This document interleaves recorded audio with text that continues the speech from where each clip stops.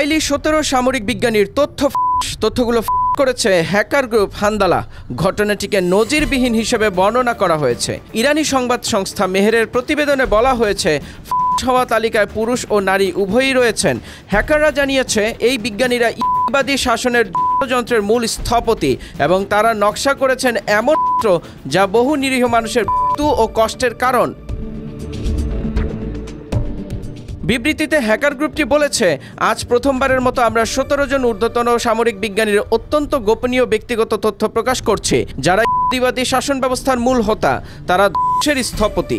এছাড়া অসংখ্য অগণিত নিরপরাধ বেসামরিক নাগরিকের ওপর যন্ত্রণা ও মৃত্যু ডেকে এনেছে এমন এর পেছনের মূল পরিকল্পনাকারী ছিলেন এই 17 বিজ্ঞানী বলেও বিবৃতিতে উল্লেখ করেছে হান্দালা।